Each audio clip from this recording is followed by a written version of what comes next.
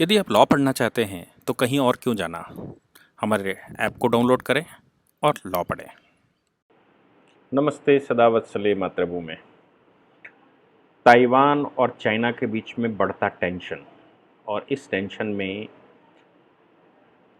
जिस प्रकार global times ने आज अपने मुखपत्र में लिखा कि युद्ध भारत और चीन के बीच में नहीं होने वाला है, इस पूरी घटनाक्रम को आखिर चाइना ने अपने वारहेड्स ताइवान की तरफ भेज दिए हैं। 18 फाइटर प्लेन्स वहाँ से गुजारे हैं। वो जो स्ट्रेट है, स्ट्रेट से मतलब जो संधि है ताइवान और चीन के बीच की, वो संधि से मतलब स्ट्रेट्स, बीच का जो कॉमन प्लेस रहता है, तो स्ट्रेट को पार किया है, जो पिछले 45 साल में बल्कि पिछले 70 साल में कभी पार नहीं किया चीन ने। लेकिन अभी वो चीन ने पार किया है कल, और अपने फाइटर जेट्स वहाँ से उड़ाए हैं। इसके अलावा उन्होंने बहुत सारे स्टेटमेंट्स दिए हैं।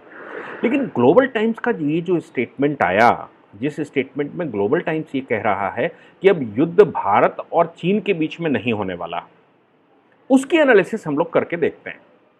एक्चुअली मैंने आपको पहले भी बताया था कि जिस समय 2016 में 2016 में डोनाल्ड ट्रंप की सरकार बनी थी, डोनाल्ड ट्रंप ने ताइवान से बात की थी और ताइवान ने डोनाल्ड ट्रंप को बधाइयाँ दी थी।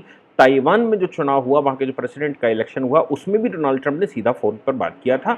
इस बात को लेकर चाइना ने बड़ा सारा बवाल करना शुरू किया था। उसके बाद अभी 2020 की जुलाई में ताइवान के प्रेसिडेंट की एक विज़िट चाइना अमेरिका में तय थी, जिसको लेकर अमेरिका ने बहुत सारा बवाल किया था, चाइना ने बहुत सारा बवाल किया था, और चाइना ने ये कहा था कि वन चाइना पॉलिसी के तहत ये ब्ला ब्ला ब्ला ब्ला पता नहीं वो क्या कर देंगे।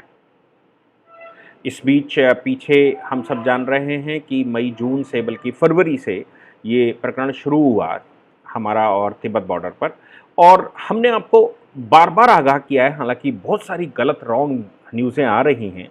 मैंने आपको सबको बार बार कहा था कि मोदी के फंदे में चीन फंस चुका है, और उसके 3 आयाम मैंने बताए थे कि अगर चीन गलवान में जहां पर बैठा हुआ है, वो अभी तो नहीं बैठा है, लेकिन जहां पर वो बैठा हुआ था, अब हम कह लें कि वो फिंगर 4 पर बैठा हुआ है, जहां पर वो बैठा हुआ था वो कॉमन क्षेत्र है। फिंगर 4 से लेकर और फिंगर 8 तक का कॉमन क्षेत्र है, जहां हम दोनों पेट्रोलिंग किया करते थे, और हमारे उनके बीच की जो ट्रीटियां हैं, उन ट्रीटियों के तहत जब दोनों पेट्रोलिंग करते समय फौजें आमने सामने आ जाएंगी तो वो दोनों तुरंत वापस जाएंगी।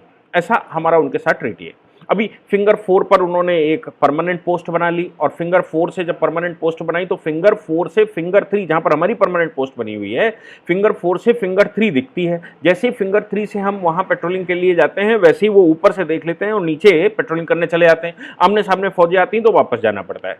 इस बात को लेकर भारत सरकार ने ऑब्जेक्शन लगाया कि फिंगर 4 पर आपकी जो पोस्ट है वो हमें स्वीकार्य नहीं है, और वहां पर जब हम गए, गलवान में भी जब हम गए, तो वो पोस्टें उखाड़ने की कोशिश की जो कॉमन क्षेत्र था।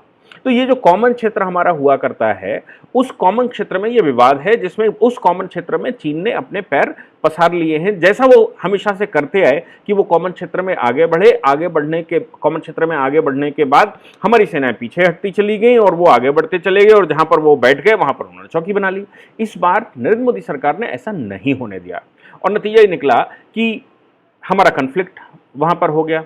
कन्फ्लिक्ट का लाभ, जैसे मोदी जी हमेशा कहा करते हैं कि नेगेटिव में भी अपॉर्चुनिटी कुछ ना कुछ होती है, तो ये जो चाइना ने किया, इसका लाभ भारत सरकार ने इस तरह से उठाया कि भारत सरकार ने अपनी सेनाएं वहां पर लगा दी। अपनी सेनाएं लगाकर बीआरओ पहले से एक्टिव था, बीआरओ अपनी रोडें बना रहा था, हमने फुल फ्लैश वहां पर आर्मी लगाई। आर्मी लगाने के अलावा एसएसएफ, बीएसएफ और जो भी हमारी वहाँ पर फोर्सेस रहती हैं, आईटीबीपी, वो सारी फोर्सेस वहाँ पर अपने आप में तैयार थी चीन से युद्ध लड़ने के लिए। हमने कहा आप पीछे जाएं। अब वो पीछे जाते हैं अगर, तो भारत सरकार ने कहना शुरू कर दिया पीछे जा रहे हैं, अमेरिका ने कहना शुरू कर दिया पीछे जा रहे हैं, तो वो पीछे जा नहीं सकते, क्योंकि पीछे जाने का मतलब है, मैं पहले भी कह चुका हूं कि चाइना के 60% क्षेत्र पर, जिस पर चाइना ने कब्जा करके रखा है, जिसको वो ऑटोनॉमस क्षेत्र कहता है सभी को, उन 60% क्षेत्रों में बवाल हो रहा है। ऑलरेडी इंटरनल कन्फ्लिक्ट चल रहे हैं। दूसरा, 18 देशों के साथ उनका कन्फ्लिक्ट है। तो पीछे जाता है अगर चीन वहां से, जहां पर वो बैठ गया, भले ही धोखे से बैठ गया हो, लेकिन जहां पर वो बैठ गया वहां से पीछे जाता है, तो उसके इंटरनल पॉलिसीज में डिस्टर्बेंस हो रहा है, गृह युद्ध हो रहे हैं। वो आगे बढ़ता है तो भारत युद्ध के लिए तैयार है। उस साउथ चाइना सी में अमेरिका तैयार बैठा हुआ है। जापान तैयार बैठा हुआ है, ताइवान तैयार बैठा हुआ है। और दूसरी तरफ अगर वो वहीं पर रहते हैं तो उनकी ट्रेड सबसे ज्यादा हमारे साथ है और अमेरिका के साथ है। तो हमने और अमेरिका ने दोनों ने ही उनकी ट्रेडें खत्म कर दी, उनसे इंपोर्ट खत्म कर दिया। हालांकि एक्सपोर्ट बढ़ रहा है लगातार और जो डिफरेंस है वो कम होता जा रहा है, लेकिन हमने उनका इंपोर्ट लगभग लगभग समाप्त करने की ओर हम बढ़ चुके हैं। इकोनॉमी चाइना की हम सब जान रहे हैं, नरेंद्र मोदी के बैठने के बाद चाइना की इकोनॉमी इतनी तेजी से गिरी, और चाइना की इकोनॉमी जो गिरी वो चाइना की इकोनॉमी गिरने का परिणाम ये निकला कि पूरे वर्ल्ड की इकोनॉमी गिर गई और रिसेशन आ गया, क्योंकि चाइना एक बड़ा स्ट्रैटेजिक पार्टनर पूरे वर्ल्ड में है। और उसका कारण मोदी सरकार रही है। जैसे नवंबर में मैंने आपसे कहा था, आसियान के साथ हमने ट्रीटियां तोड़ी, फ्री ट्रेड एग्रीमेंट हमने तोड़े, जहां जहां से चीन का फ्री ट्रेड एग्रीमेंट थे उन कंट्रियों के साथ फ्री ट्रेड एग्रीमेंट हमने तोड़े, और अगर एग्रीमेंट जारी रहे तो ये कंडीशन लगाई कि बाया चीन बाया योर कंट्री माल नहीं आएगा, ऐसा सब कुछ। नतीजा निकला कि चीन की इकोनॉमी गिरती चली गई और चीन बौखलाहट में बौखलाता चला गया। तो अब ऐसी परिस्थिति में चीन जहां पर वो फंसा हुआ है, ना ही निकल पा रहा ना उगल पा रहा, ऐसी परिस्थिति में वो जाए कहां, क्या करे कि वो ये सारी जो सर्कमस्टांस बना हुआ है, इस सर्कमस्टांस में जहां पर वो बहुत मुस्तैदी से फंस गया है कि वो उसको समझ नहीं आ रहा कि भारत के साथ युद्ध करे, कि वो वापस जाए, कि वो वहीं बैठा रहे। तीनों ही सिचुएशंस में चीन बहुत बड़ी मुश्किल में फंसा हुआ है।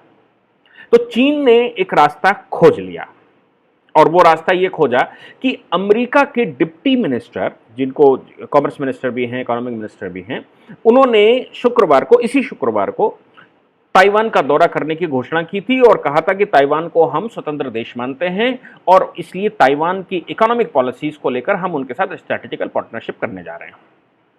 हम भी कर रहे हैं और जापान भी कर रहा है, ऑस्ट्रेलिया भी कर रहा है, सारे ताइवान के साथ अलग से। जबकि चीन हमेशा कहता है वन चाइना पॉलिसी में वो ऑटोनॉमस क्षेत्र है, वो हमारा क्षेत्र है। ऑटोनॉमस क्षेत्रों में मैं आपको बता दूं कि उसने जो कब्जा करके रखा ऑटोनॉमस क्षेत्रों में, हांगकांग आज वो ऑटोनॉमस क्षेत्र कहता है, वो तिब्बत को ऑटोनॉमस क्षेत्र कहता है, ताइवान को ऑटोनॉमस क्षेत्र कहता है, शिनजियांग को वो ऑटोनॉमस क्षेत्र कहता है, इनर मंगोलिया को वो ऑटोनॉमस क्षेत्र कहता है, जो मिलकर 60% क्षेत्र बनाते हैं।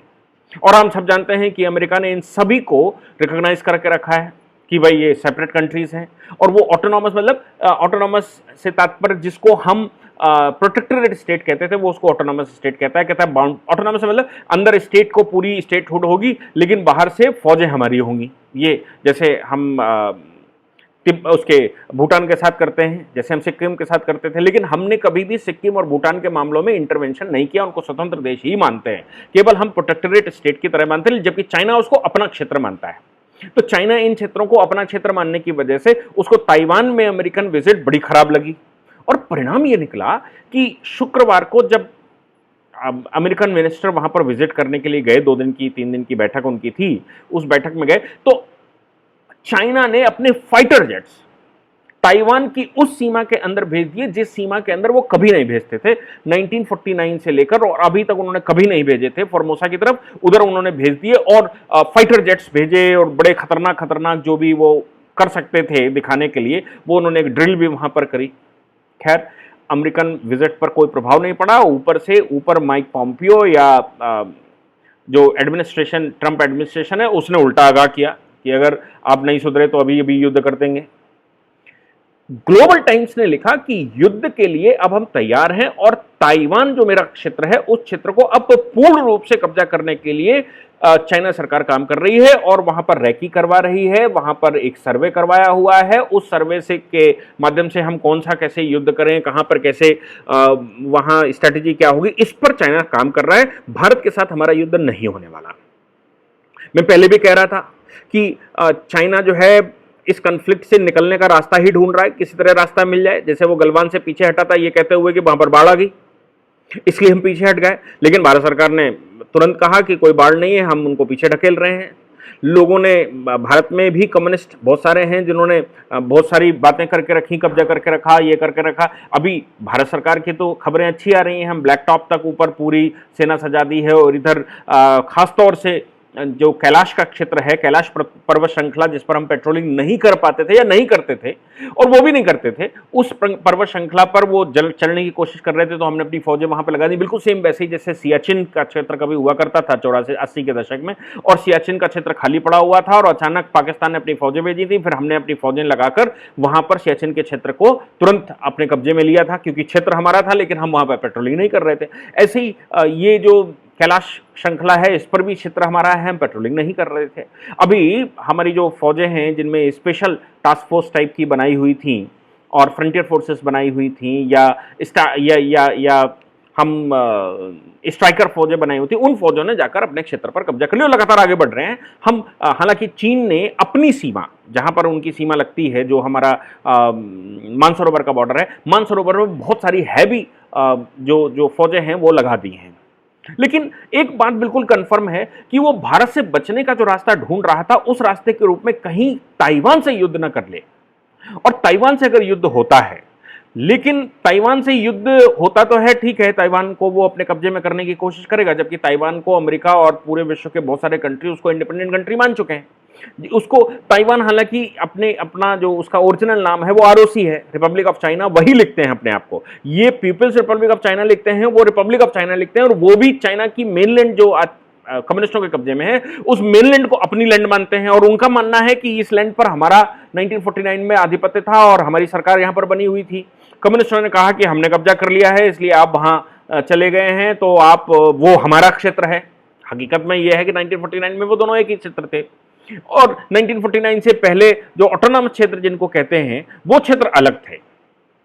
हालांकि सिचुएशन बहुत खराब है उस बॉर्डर पर, लेकिन साउथ चाइना सी में अगर अमेरिका के रहते हुए, यानी कि डोनाल्ड ट्रंप के अभी रहते हुए, नवंबर तक डोनाल्ड ट्रंप तो 100% है, और ईश्वर की अगर ऐसी महानता रहेगी भारत के साथ, ईश्वर कुछ अच्छा देखना चाहते होंगे, तो डोनाल्ड ट्रंप को फिर से रिपीट वहां पर करेंगे। और डोनाल्ड ट्रंप का वहां रिपीट होना, ताइवान पर अगर चाइना युद्ध करता है तो ताइवान और अमेरिका का युद्ध होगा, ताइवान जापान का युद्ध होगा, और भारत भी वहां पर है, तो ये संयुक्त फोर्सेस साउथ चाइना सी में, मुझे लगता है कि वो युद्ध हो जाएगा। तो बैटलफील्ड साउथ चाइना सी रहेगी।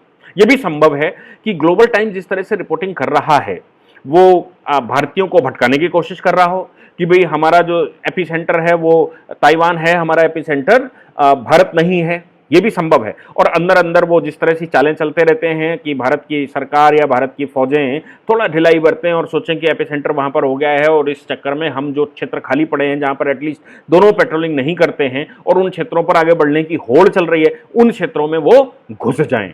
ऐसा संभव है कि वो हमको बरगलाने की कोशिश भी कर रहा हो।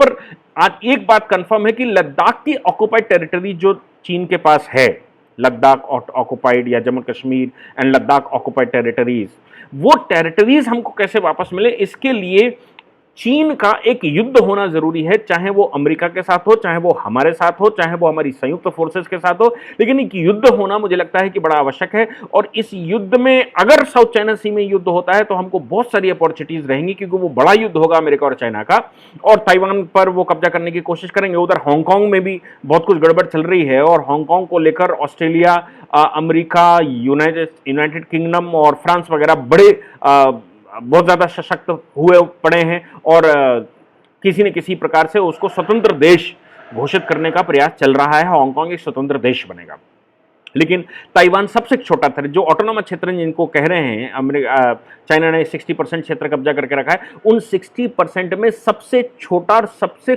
कमजोर क्षेत्र अगर कोई है तो वो ताइवान का क्षेत्र है, जिसको फॉर्मोसा, जिसको रिपब्लिक ऑफ चाइना कहते हैं, और उसके लिए अमेरिका वहां पर खड़ा हुआ है। अमेरिका ने उसको रिकॉग्निशन भी दे रखी। तो let us see in future कि चाइना अपने आप को इन परिस्थितियों से, भारत के साथ कॉन्फ्लिक्ट की इन परिस्थितियों से बचाने के लिए ताइवान की तरफ बढ़े, और ताइवान की तरफ बढ़े तो अब देखना यह होगा कि अमेरिका केवल मुंह की बातें कर रहा है या अमेरिका रियलिटी में ऑन द ग्राउंड कुछ काम करेगा।